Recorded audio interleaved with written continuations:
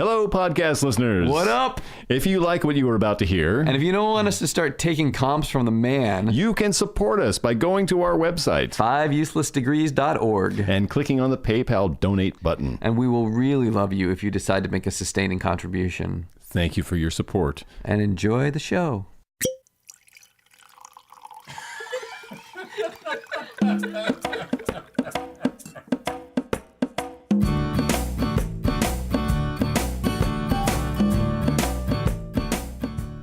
Welcome to 5 Useless Degrees and a Bottle of Scotch. My name is James Engberg, Angry Man. And I am Eric Kilgore, bark dusted. And this week we're discussing Northwest Classical Theater Company's production of William Shakespeare's Macbeth. Haggis doesn't like it when we say Macbeth. No, he doesn't like that He's at all. gonna bleep it all. I'm gonna bleep all of them. Bleep them away. How you feeling, Haggis? A little queasy. He doesn't like it at all. No, he does not like that name. We'll try to call it the Scottish play. Oh, that would be so kind of you. Man, No, we won't. No, we won't. I don't think that's gonna happen. And we are drinking Glen Grant single malt Scotch whiskey that James has brought us. And you and me, What? it's time for the Drammy Crammy Big Whammy. Oh. Oh, yeah. Have you been studying? Last 5 minutes I studied. Welcome to the show.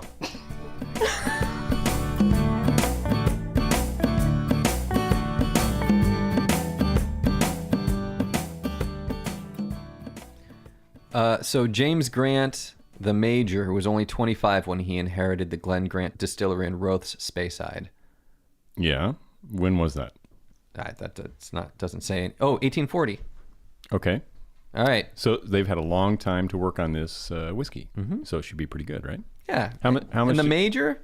How bad can something be that the Major made? Yeah, it's a single malt Speyside 10-year. 10-year-old. How much did you pay for this? Around like $50. Yeah, that's like the break point, right? Right. Yeah. Okay. I figure above 40, we might be in good shape. Sure. Yeah. All right. So pop that up. Oh, it's got a cork. Yep. It's always a hopeful sign. I paid 50 something for the McCracken. Mc- Or the whatever. right, McCragganmore. right, that. I usually put a Mick in front of it just to be safe. Oh, I see. McCraggan. All right. So we're drinking the McGeneral. Yeah, no, this is the Major. Guy, Oh, the Major. Glen Grant. That is not a happy look on your face when you stick your nose in the Glencairn glass. What's happening over there? It smells Like, like come on. Adjective. I can't it Or noun. it smells like is what it smells like. Oh. This does not smell good. Oh. It is. What is wrong with that? Maybe the Major peed in the barrel? That- I don't know. That's kind of what it smells like. It smells like The box stale. says seductively smooth, fruity, and rich.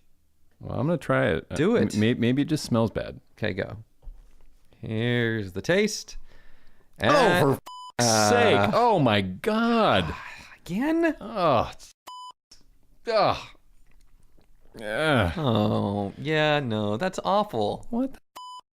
I don't think Drambuie can even save it. That cap is Why is all this so sticky. sticky? It's the Drambuie sticky. Ugh. Haggis, did you go through another bottle of Drambuie? All right, I'm pouring out the Glen Grant and filling my glass with Drambuie. We need some wet wipes in here. I know. It's the sticky show. Episode 63, The Sticky Show. Perfect. Okay, we have so much to do today. We got to get going here. Yeah. The first thing we're going to do is announce that... the first thing we're going to do is announce that if you're listening to the show on X-Ray on the Friday, Yep. the 30th, tomorrow we will be at Ardbeg Day. At the Highland Stillhouse in Oregon City. Yes. Yep. So it's a whole day of festivities. Yeah, to we'll be mark there. Ardbeg's new release of their latest concoction. We will be upstairs noon to whenever. Right. Yeah, it goes like officially like noon to 8 or something like that. Yeah, I don't think but- we'll stay till 8, but Right. But if you'd like to show up, we'd love to see you. yeah. It'd be fantastic. Okay. So the Highland Stillhouse out in Oregon City. Yep. It's a great place. It's a lovely venue. Mm-hmm. Yeah. X-Ray is doing a membership drive that begins on June 15th and will run through the 21st. So this is not this is not the last time we'll be talking about this. All right. And they are trying to raise money for the station Sure. to be sustainable as possible. The first 1,000 people who become members Yeah. will be considered founding members and will be immortalized within the station. Oh.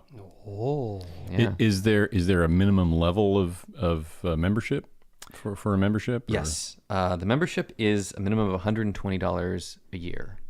Okay. So you can break that up into like monthly installments. $10 a month. Yeah, $10 a month, really, right? But everything $120 and over makes you a member. And if you're one of the first 1,000, you will be immortalized just like Macbeth. Oh. I don't think you want to be immortalized like that. So if you do join us at Ardbeg Day tomorrow, Right. one of the things you might get to see or hear Yeah. is the awarding of the Golden Flasks. The announcements of the winners for the Golden Flask Awards. Yeah. That's right. Yep. And I think we have a few that we have not announced on air as well, right? Right. Yeah. These are just a sampling of some of the awards. Yeah, these are just teasers. Yeah. Yeah, we're giving you an example of some things that some awards that might be given out, but there will definitely be more than this. Right. Maybe one more, but there will be more, Well, 3. at least 2. Okay. And speaking of which, we have 3 more nominations Excellent. 3 more categories to announce with some nominations Perfect. For golden flasks. for Golden Flasks. Yeah. What are they? Okay, so the first one is the longest onstage orgasm. Oh, there have been several this year. There have been several. And I think I should stop there for a second and say, these categories are not the same as what the Drammies are going to be giving out. Wait, they're not? No, there's probably going to Oh. be some slight variation between these and the Drammies. Oh. Well, we've never been, so how would we know? Right, they might be giving out the Orgasm Award. It's possible. That's true. Yeah. So, okay. So, nominees for longest Yeah. onstage orgasm. Jacqueline Maddox in Shaking the Trees, One Flea One Spare. flea spare, yeah, absolutely. That went on for a while. That was intense. Yeah. Matthew Kerrigan's good. Olga Sanchez in Milagro Theater's Learn to be Latina. Oh yeah. It was a little abbreviated, but I think it was still deserving of a nomination. It packed a punch, Yeah, certainly. and it had a puppet. You can't go wrong there. I know. Right. All right. I wouldn't know.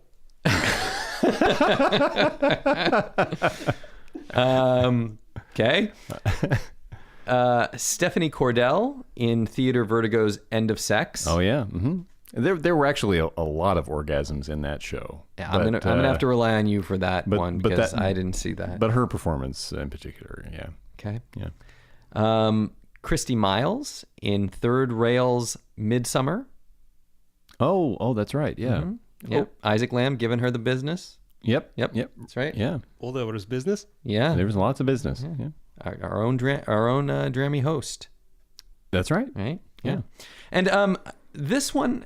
So these have 4 nominees typically. Yeah. The Golden Flasks. Yeah. There were so many orgasms this year that there's a 5th nominee. Oh wow. Okay. All right. Oh. All right. The entire Portland Experimental Theater Ensemble in Song of the Dodo. Wait. What do you mean? What? I don't. What's I the don't, question? I don't remember any orgasm in this. What are you talking about? Yeah, wasn't that the whole last 20 minutes? Remember that wasn't that what the last 20 minutes was? Oh, I think you could read it that way. It's experimental. okay. Okay. All right. Okay. All right. So there you go. Excellent. All right. What do you got? All right. Second category that we have this week is the best shouting for no reason. Oh. So these are performances where they were shouting on stage and they really probably didn't need to be. We had no idea why. Yeah. Okay. So nominees are Matthew Kern as Danny in The Submission. Oh, yeah. I didn't get that. I didn't get all the yelling. Yep. Michael Mendelsohn as Henry in Eyes for Consuela. Mm-hmm. Yep. And all four of the motivational speakers in Hand to Mouth's Pep Talk, Julie Hammond, Liz Hayden, Aaron Letty, and Macy Spear. Oh, yeah. They did. They yelled towards us a lot. Yep. Uh-huh. Okay. And the last nominee in this category is the Portland Experimental Theater Ensemble for Song of the Dodo. When did they yell for no reason in that? It was like the last 20 minutes, wasn't it? Oh yeah. Oh, no, that's right. Okay. Yeah, that makes sense. That sounds like a very exciting last 20 minutes. Yeah. Sure. Yeah. All right. Okay. So the last category we're going to talk about today, Okay. in advance of the Golden Flasks, which are coming up next week. Yep. One Flask shows that we didn't see. So these are shows that we think would have been One Flask shows. They would have gotten the best rating available. Yeah. But we didn't see them. But we didn't go. Yes. All right. Ready? Yep. There's nobody in this category this year. Okay. All right. Better luck next year. Yep. All right. Moving on. It's time. Oh, let me. Oh, very excited. We've been Yeah. stretch out here. I wish we had the rights to the Rocky music. Yeah. Doing some calisthenics. Yeah. We've been cramming for this. For like 2 minutes. Oh, right. Well, We've been supposedly cramming for this for 3 weeks. Oh, yeah. We've brought I don't know.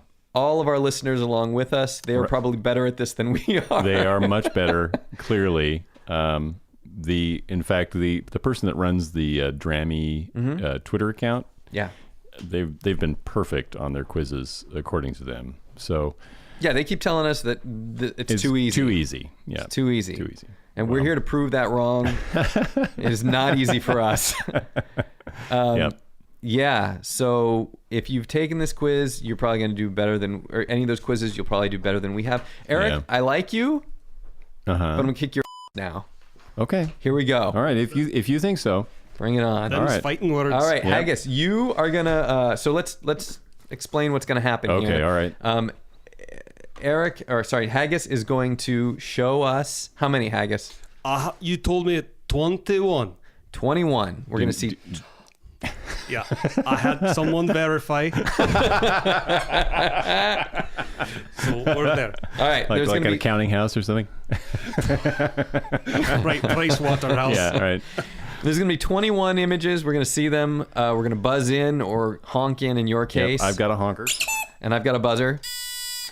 And Haggis is gonna hold them up. First person to honk or buzz in gets to answer. Okay. That person gets, what do we say, 5 seconds? Yeah. Okay, great. If they answer, they get a point.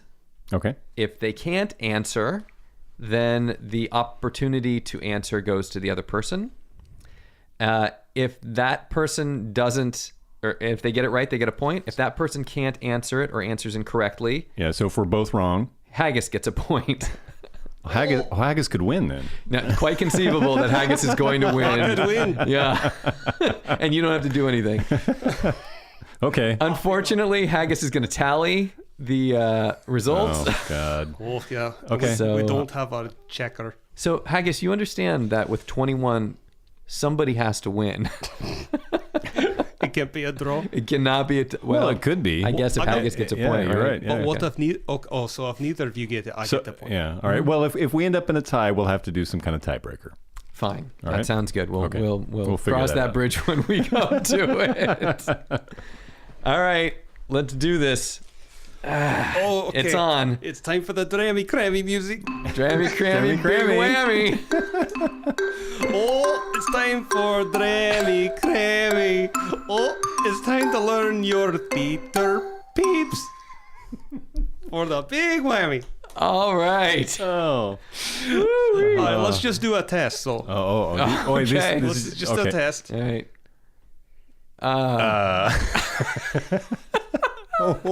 What if nobody buzzes in? We didn't. This is like an easy way. You know this one. So for example, Oh, James.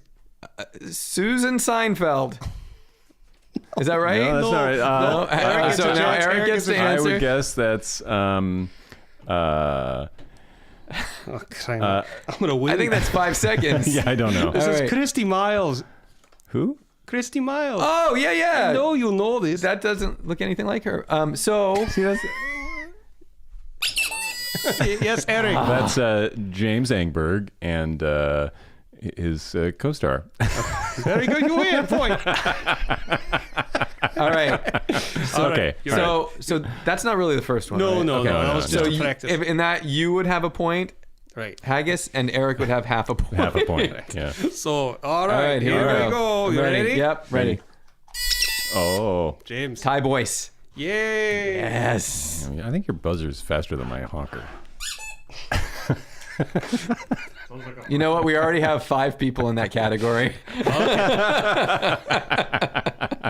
Here we go. I heard Eric. Ronnie the Cruise. Yay. All right. Excellent. This is tight. Oh, It's a tie. I'm all into this now. Yeah. I heard the buzzer first. Andy Lee Hillstrom. Yes.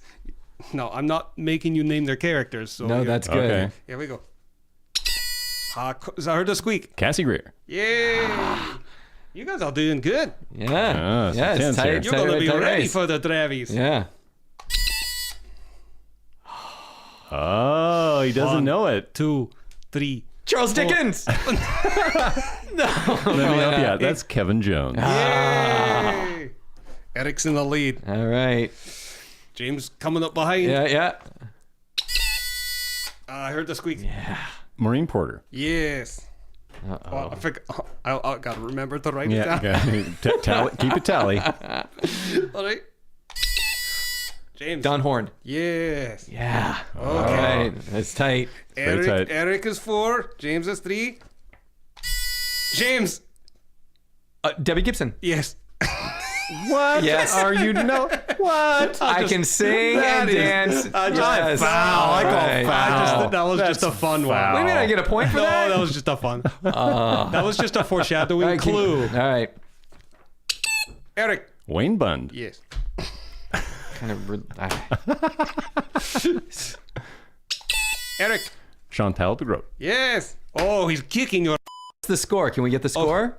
Eric has 6. James has 3. Oh man. Oh, I heard it. James. Gilberto Martin del Campo. Oh, very good. Yeah. Yeah. All right. I'm very interested if you get this one. Okay. Yeah. I am too. I heard Eric. Beth Harper. Yes. Oh, I was so in there. Instant Instant review. replay, instant replay. Okay. All right. James. Matthew Kern. Yes. Oh, I knew that was coming. See, you guys didn't even need the study. All right.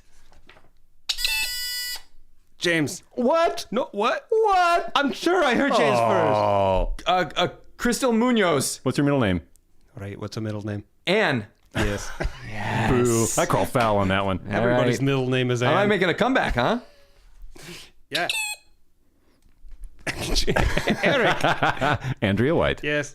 Okay, Eric has 8. James has 6. All right. James. Philip J. Burns. Oh. Wow. All You did right. better than I thought you would. Eric. Adriana Bear. Yes. All right. All right, here you got to get both of them. James. Amy Newman. Yes. Oh, Oh. Amy One, Newman. 2, And 3, Oh. 4. Crystal Munoz again. Eric. I can't do it. I don't know her name. Oh, Agus gets a point. Haggis Agus gets a point. Wow, Who that's is a- it? that's his It's first Amy point. Newman and Dana Green. Dana Green. Gideon's not. All I right. don't know why. Eric, What is it about them? All right. Yeah. Eric has 9. James has 7. I think.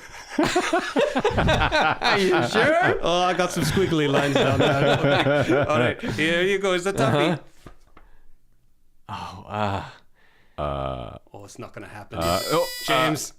Is it David Simons? I know his last name. Simmons? I know his last name. I can't think of his first name. No. It's Goes to Eric. Moser. What's his first name? Moser. Moser. Isn't that right? Wow. Can't think of his first name. That's been like 20 That's seconds. right. Kirk Moser. Kirk Moser.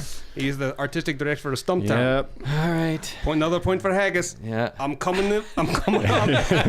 He's catching up. Now remember, you got to get both of these. All right. I Eric. can't even. That is Leon Anderson and Katie Michaels. Oh, yes. Man. Yeah. All right. Can we stop for a second? What? do we got? What? Eric has 10, and James has 1, 5, 6, 7. And you have 2. I have 2. So there's 2 left, right? Right. That's 19. Okay. All right. Two remaining. You've won. Still got to go to the end. All right. All right, we're going to the end anyway. A lot All of right. work preparing All right. us. Yeah. Eric. You gotta get the whole name, man. The whole name? I know it's. All 3 names. Jose Eduardo Gonzalez. Holy Oh cats, he got my it. goodness! I bow down to your superiority. This was going to be the tiebreaker. All right. Oh, was it? Oh, geez. Yeah, I'm not. forget it. No. I don't even. You know Haggis what? gets another point. You can have the point, The Haggis. entire cast of Pool No Water. Yeah. So Eric won with 11, and James, Thank you you. both at 7. And how many did you get? I got 2. No, you got 3. Oh, did I? Yeah, that last Last one. one Okay, was I yours. got 3. Oh, well done. Oh, you did great. Thank you. But Thank you. even more exciting, Yeah. I think we're ready. We're ready for the Drammies. Yeah, more or Ready less. for the yeah. red yeah. carpet. I think between us, That's what I'm saying. we'll And yeah. We're gonna be there together, right? As far as I know, Yes. Out of 21, we missed 3. yeah. All right. Pretty good. Is We're there gonna a be good. Timbers game on that night? You get to show up? No, You can make it. I'll wander down after the match. No, there's not a match that. Wow, that was exciting. Yeah. That Drammy Crammy Big Whammy. So good. All right. So, I think we're ready to move on to an actual review. All right. We're going to bring Nathan in here. This will be the very last A.R.T. time. I'm Yeah. looking forward to this. Yeah. It's a little sad, though. Yeah, it is a little bit sad. I mean, yeah. he's done the whole season. Yeah. All right. Yeah. So you're gonna sing him in here in just a second, or what? Is What are you he ready doing? to go? Haggis, is Nathan ready to come in, We or go check the green room. okay? Okay. Okay. All right. Okay. It's the last A.R.T. time. It's the last A.R.T. time. Artist Repertory Theater, Artist Repertory Theater. It's the last A.R.T. time. Farewell. With Nathan.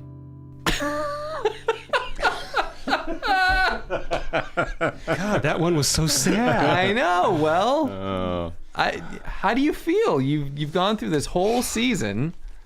Right. It feels kind of triumphant. I mean, It feels significant, right? I think it is Yeah. significant. How many shows? 1, 2, 3, 4. Oh, wait a minute. Let me start over. 1, 2, You know, you and 3, Haggis have 4, things in 5, common. 6, 7, 8, 9. Now I'm counting the Xmas Unplugged twice because they did There were two two one one acts. acts. Yeah, Okay. that's incredible, though. That's quite an accomplishment. And you Yeah. went to some talkbacks. Went to a couple of talkbacks. Yeah, Wow. that was fun actually. Yeah. I encourage you guys to go to a talkback. I really do.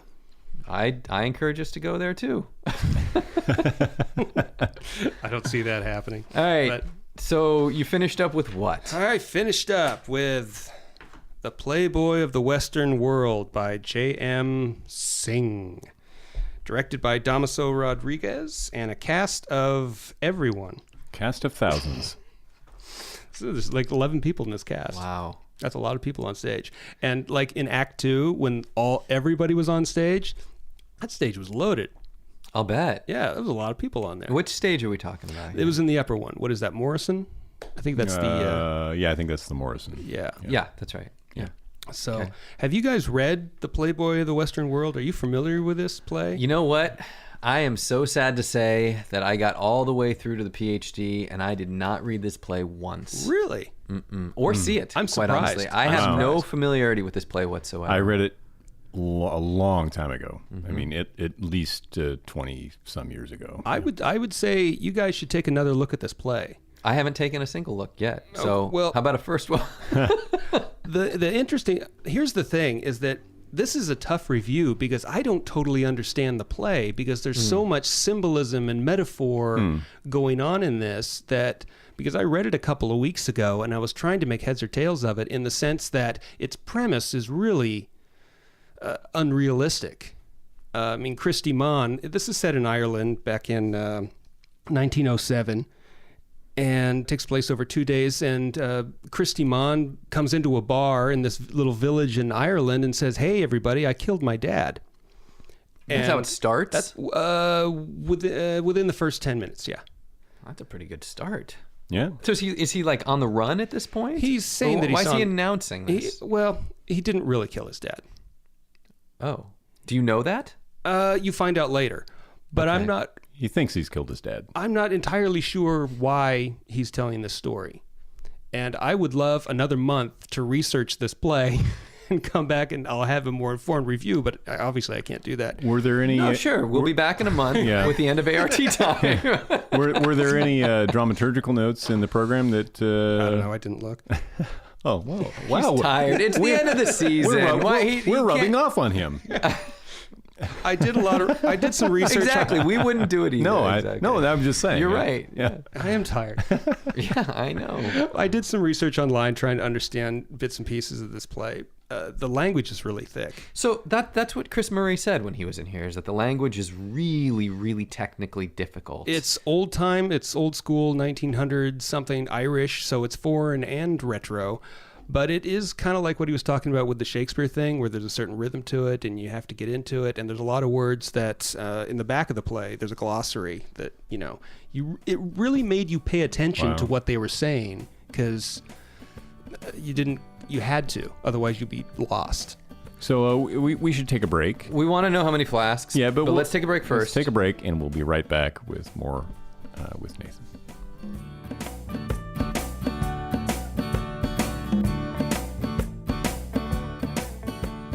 Welcome back to 5 Useless Degrees and a Bottle of Scotch. I am Eric Kilgore. And I'm James Engberg. And we are talking to Nathan for the final installment of A.R.T. time. Yay. For the season.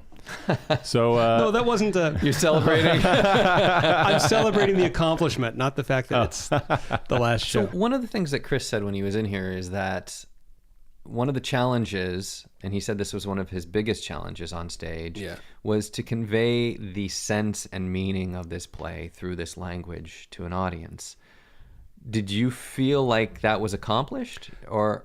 I didn't find it very hard to follow. Okay. If that's what you're asking. Yeah, I guess that is a little bit what I'm asking. I mean, you had to pay attention, which is actually a good thing. I like that because we live in such a visually stimulated world now with our entertainment that it's nice to go to a play and be forced to listen, to have to listen. I think that's a good thing. Sure. Yeah. But what I was saying with this premise is that, he walks in and says, "Hey, I killed my dad." And most people would say, well, maybe we should call the police on this loon. But that's not what this town does. All the men are sort of thinking of him as a hero, and all the women are romantically and sexually excited by all this, by his tale. And eventually he becomes a hero and everybody loves him, and the townswomen are come in and try to give him gifts to woo him, and all the women are after him, and so he's the playboy. But then later in the second act, you find out, and I'll spoil it for you, his dad shows up with a wound on his head, so he's really not dead. Oh, but he did try to kill him. Yeah, but he's not dead. Is that a revelation? Because you don't know, right? I'm not. I don't know. I wasn't. You seem so exasperated by this particular because experience. I would really love to give a good review of this, but this play is so dense that I can see it's a struggle to try to understand the layers and layers and layers of meaning, because it's not a realistic play. So I would have to say that it sort of takes place in a dream world. Huh. When you go to the theater, it's sort of like going in and seeing a dream anyway, right? Someone else's dream. Mm-hmm. And because the lights go down and then they kind of come up and you're in this mystical world, whatever play you see. Right. And I think that this shouldn't be called The Playboy, the Western World. Because You're going to rename I'm going to rename Synge's work right now? I am. Because I don't think the main This is so exciting. I don't think the main character is Christy Mann. I don't think it's the Playboy. I think it's Pagine, the woman who works at the bar. I think it's her story. I think she's the core of the. I'm sorry I'm shivering, but you just said Pachin, and I drank some of the last week, and I almost died. So. I think that's Pacine, isn't it? Or Pacine? But this is Pagine. Pagine. Oh, Pagine, excuse me. I don't get the nuances Yeah, of the language. So why is this? I think this person the protagonist? I think that she is dreaming this whole story. I think this is her dream.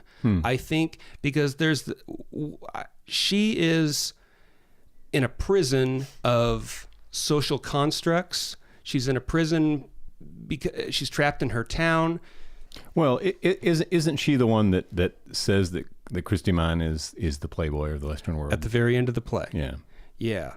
But she's trapped because she's sort of betrothed to this guy that she doesn't want to marry. So she's stuck there. She's stuck in the duty of having to marry. She's stuck with her duty with her father. She's trapped by her job at the bar, the duty to the village and the social rules, the duty to her society's religion. She's trapped. You get she's in a prison, and I think the set reflected that.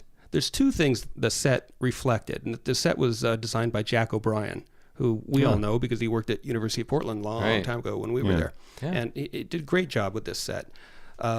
The very back wall is like a concrete, huge wall that I kind of took to mean it's a prison wall. Mm-hmm.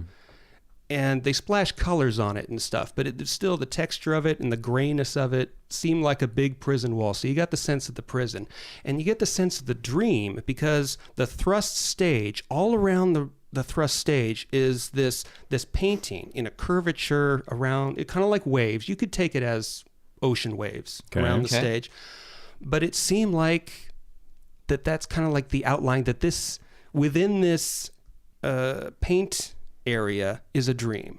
It seemed kind of a sky blue and then a yellow. Right. So it's like this takes place in a dream of a prison. That's how I took it. Okay. And it seemed like Pagine's dream, and that she is the main focus. She is the core of this whole play.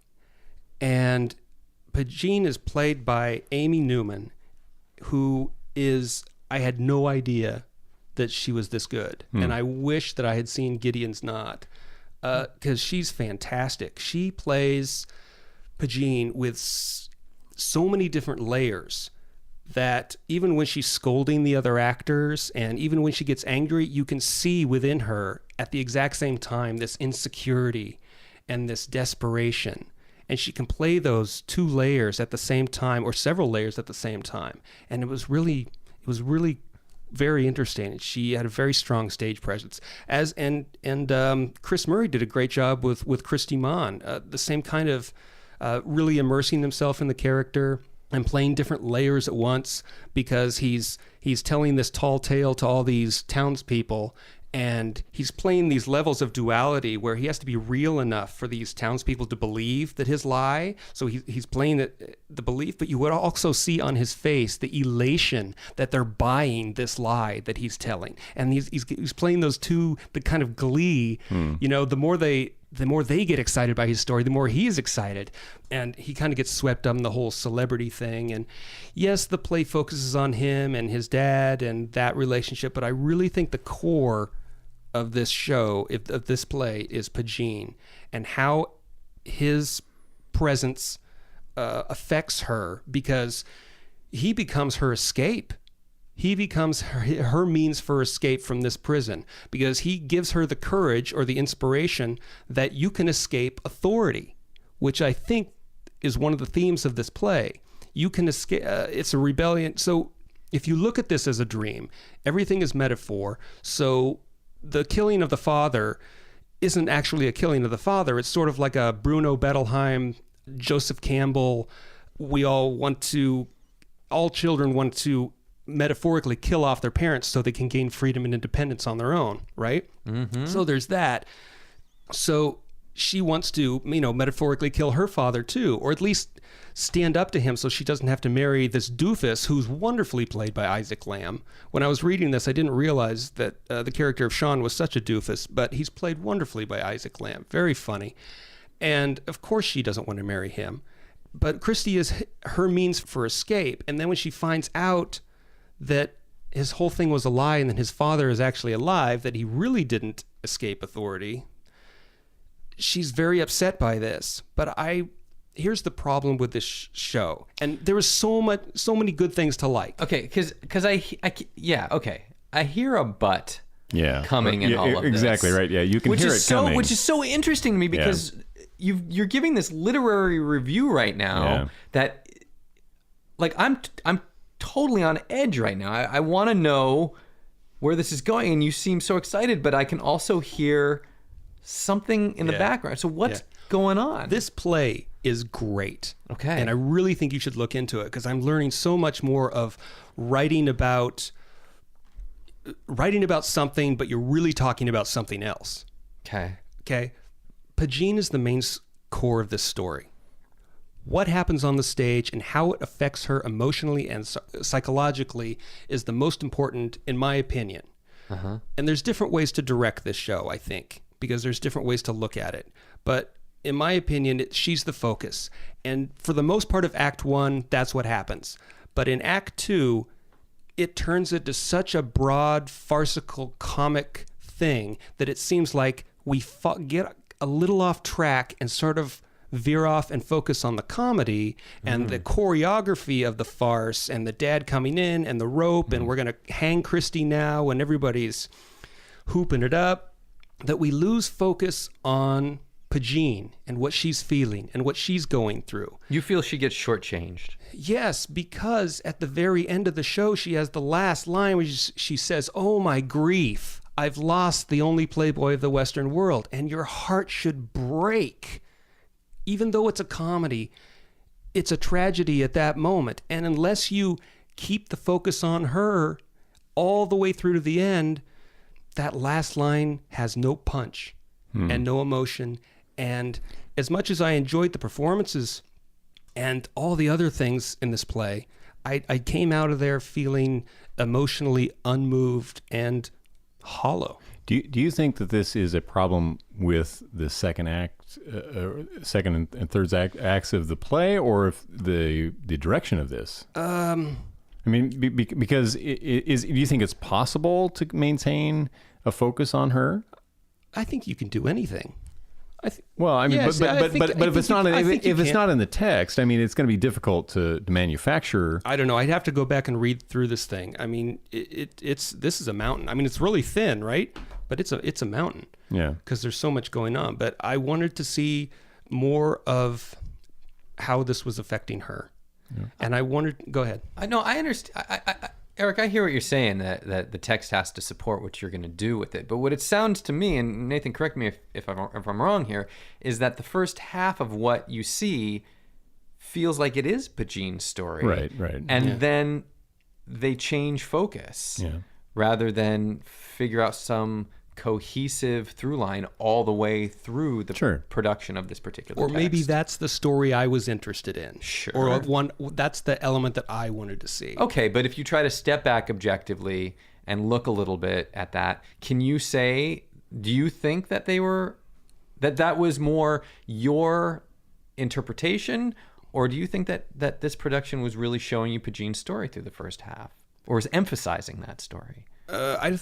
You couldn't help but emphasize, because there wasn't the comedy running around farcical stuff in Act 1. That happened in Act 2 when the dad comes back and all of a sudden they want to hang Christie, and then he kills his dad for real, but he really doesn't. I mean, the dad just won't die. He just keeps coming back. It's like the Monty Python skit. I'm not quite dead. Yeah. Well, this was in advance of the push for independence in Ireland, right? So there's that undertone, I think. Right. I mean, I know there were riots inspired by this, and there's history here, but all I really cared about was I wanted to feel something. That's when I go to see a play. I want to feel something. I want to learn something. I want to be exposed to something new. And this did this, but I wanted to feel more, because it seemed to me that they took the focus off of Pagine in order to satisfy the fact that this is a comedy. But it's a comedy and a tragedy, and it's a lot of things all at once. And I think that's one of the significant things about this play in theater history, is that it did do several things all at once. Yeah. All right. So, Wow. a lot of good performances. Yeah. A lot of good acting on stage. Fantastic. Yeah. So in terms of the production itself, Yeah. where do you land on this? 3 flasks. I had a pretty good time. The acting by some of these actors was really stellar, and but the second act just kind of seemed to go off the rails just a little bit, and it kind of lacked emotion. I wish there would have been much more time or taken for the relationships and to develop rapport between Christie and Pagine. It seemed like, the play points were presented, but I didn't feel the actors had chemistry, but I didn't feel that the direction took the time to really savor the rapport, the chemistry between them. How long is the run of this? I mean, when does it close? No, what was the running time of this? 1 hour, 45 minutes with 1 intermission. Really? Yeah. Wow. And it was really weird at the beginning of the play. We'll probably have to cut this for a time, but at the beginning of the play, it started out really dark, like Foxfinder dark. Okay. And then that was the only time it was ever dark like that. The rest of the time it it just got funnier and funnier and funnier until she says the last line. But I didn't know, because when you start a play, you want to start the tone. You want to set the tone, right? Sure. It was a very different tone from what the rest of the play was. All right. Okay, so for 9 shows at ART Yes. this year, Yeah. what's Nathan's average flask rating for those 9 shows? Well, and one of those was 2 1-acts, so Okay. right. But the average that we come up with in flasks, yeah, remembering that 1 is best, 5 is Yep. worst. Your average for this season at Artists Repertory Theater was 2.375. That's pretty good. That's pretty good. that is very good. Yeah. And I stand Do you feel that that's representative of I stand your behind experience? every review that I gave. When I liked it, I liked it. What if I didn't like it, I said it. And so I really enjoyed seeing all these shows. I mean, the things that you can really count on from ART are the good sets, good lighting, good costumes. You're going to see some good acting. Good ushers. Oh my gosh, best ticket takers takers. in That's town. So I have a question for you. I just want to say the variables that vary from show to show are the play choices and the direction. Okay. Those are the things that kind of are going to throw it one way or the other. So this is the first season under Damaso Rodriguez's artistic direction. Yeah. Do you think that the company's in good hands? How would I know? I have From what you've seen, I mean, do you feel like artistically and creatively they're in good hands right now? I think they got a lot of potential, and I would really like to see what they do next year. I really liked what they did this year. I generally liked the play choices, Okay. because my original thought was they're probably going to play it safe at there, and they didn't. They had some risky stuff, and they had with the hat. They had the Night Before Christmas. They had Foxfinder. Okay. So All right. All right. So, Well, I'm glad that you enjoyed it, because surprise, surprise, you're going back next year. No. yeah. So I was going to ask. I'm sure they'd be happy with that. Nathan, have you thought about what you're going to do next year? Because you're not going to go back to ART, Right. Not necessarily for the whole season, but you'll probably go back for a show or two, I'll do right? occasionally, but it won't be for a review. So But you're going to pick a different company for next year for us, maybe. and, because we were talking about that. Because the Yeah. whole reason for doing this is for me to see shows that you may not necessarily see.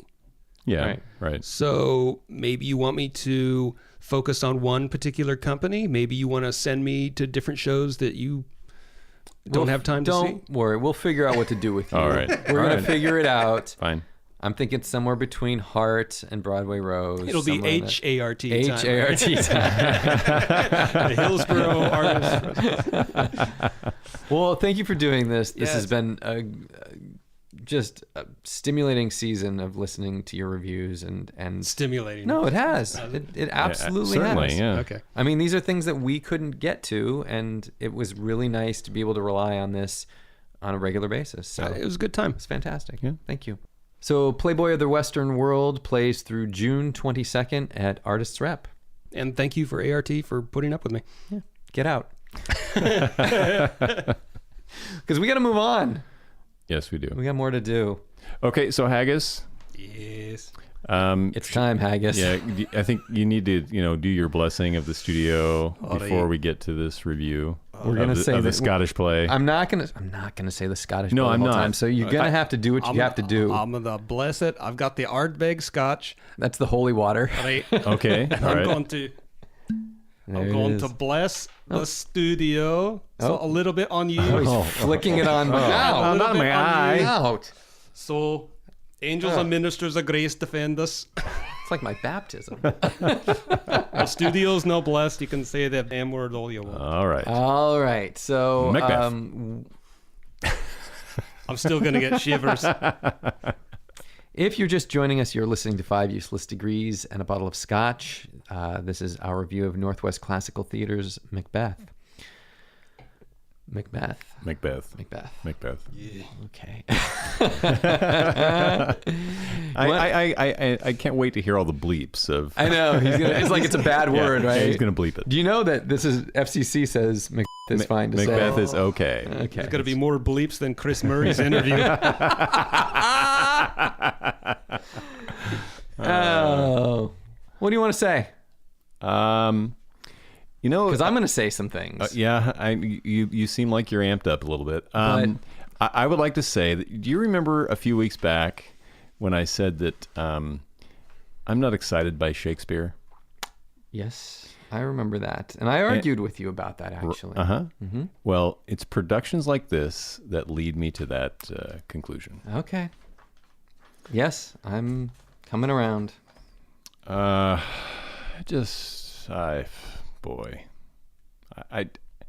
feel like we get the same thing every time from this company.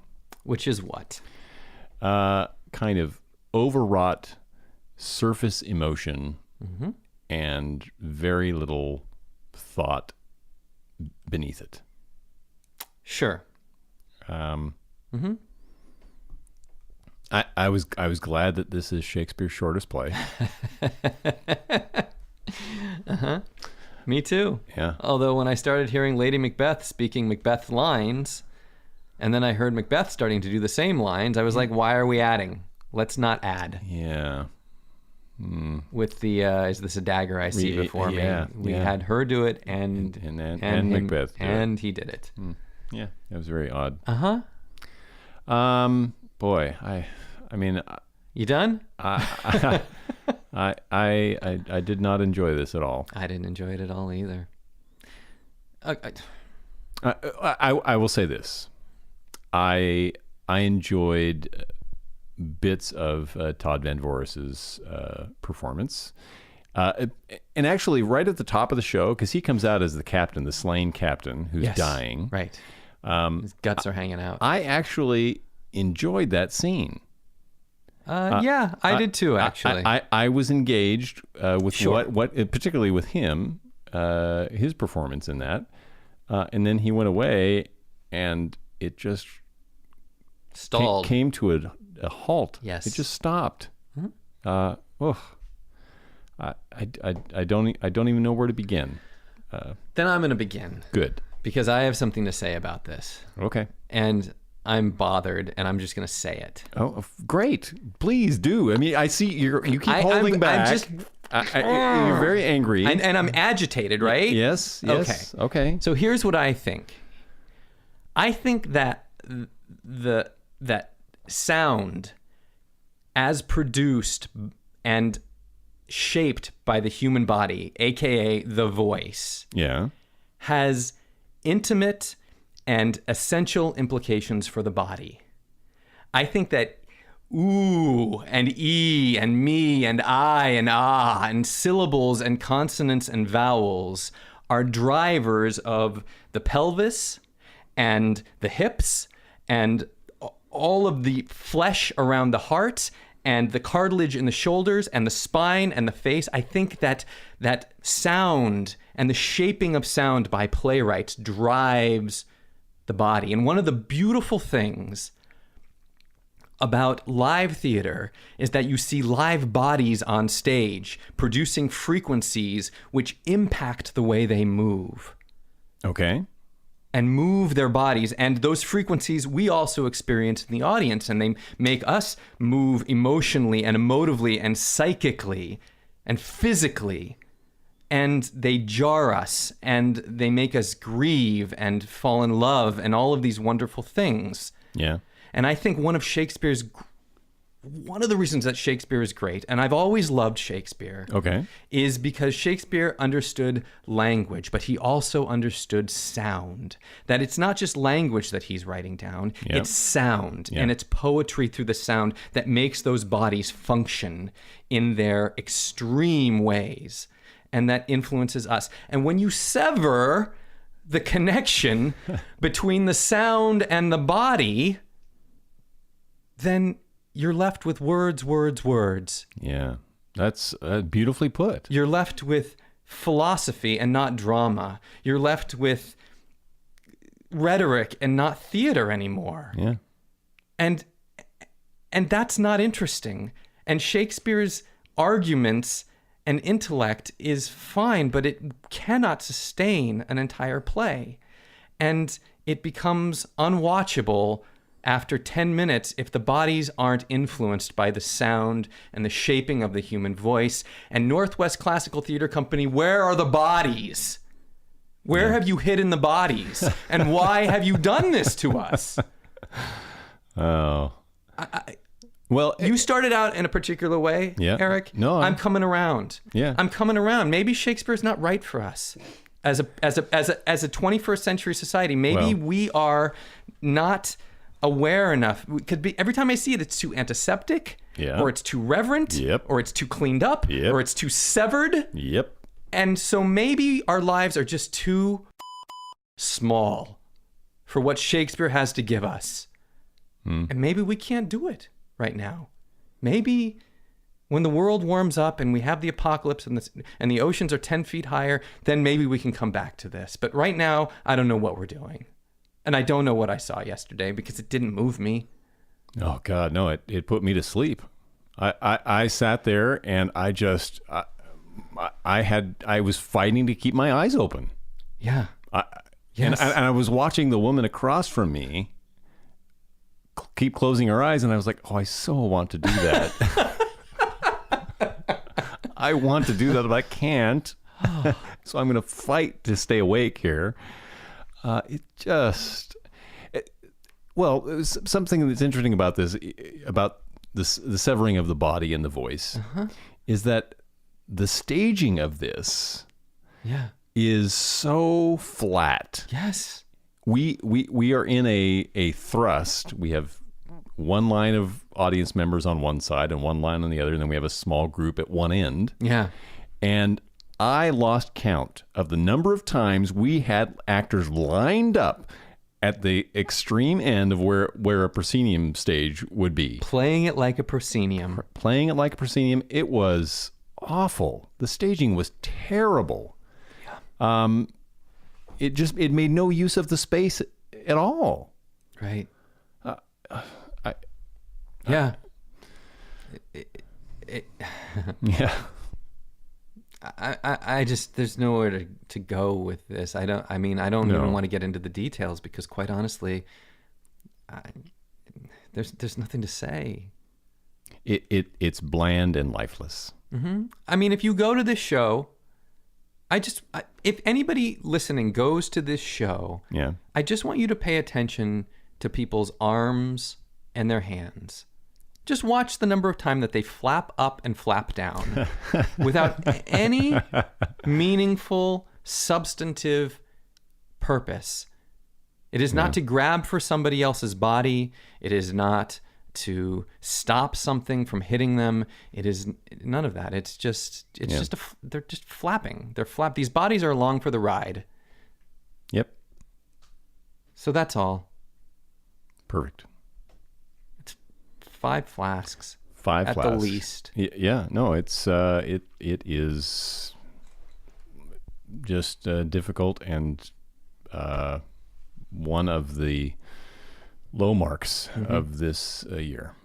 Yeah. Yep. I think we always go in hoping that we're going to see something. In fact, you good. said to me, I have great hope for this particular production. I said that. Yes, I did. Yeah. You named a couple reasons why. I'm not going to make you reiterate them here, but right. you named a couple reasons, Yeah. and when you said, I thought, oh yes, absolutely, I like this play. Yeah. I really like this play. Yeah. So hope Right. dashed. Yeah. Yeah. All right. So Okay, that's that. that is that. It plays through June 22nd. You're going to give a calendar Hey, of what's coming up, or do you want to talk about what we're doing next week? I mean, we know we're going to be. We're going to be at the Highland Stillhouse on Right. Saturday. Yeah. But we're also seeing a show this week. We're going to see Buried Child at Profile Theater. Yes, we are. Opens this week.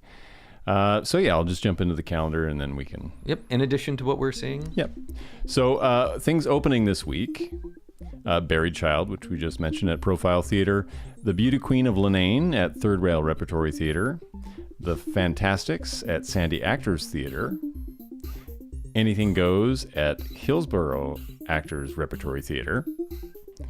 And then the show's still playing. Oh, you want to say something? Is that H-A-R-T? That is H-A-R-T. And then the shows still playing this week are After the Revolution at Portland Playhouse. In repertory are Betty's Summer Vacation and Fewer Emergencies at Defunct. Learn to be Latina at Miracle Theater.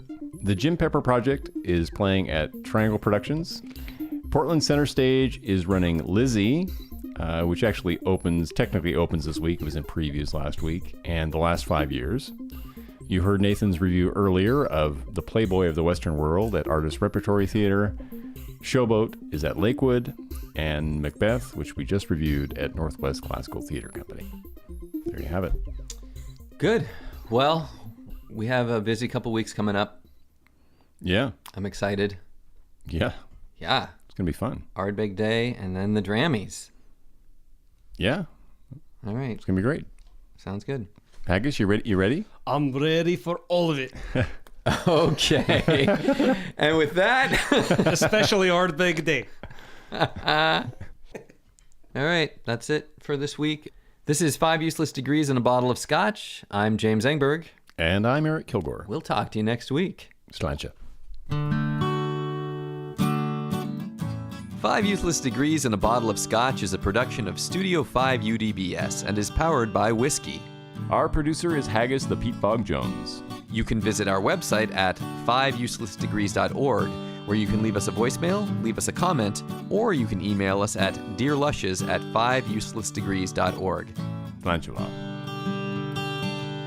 Feeling thirsty, so pop the bottle top. Come share a drink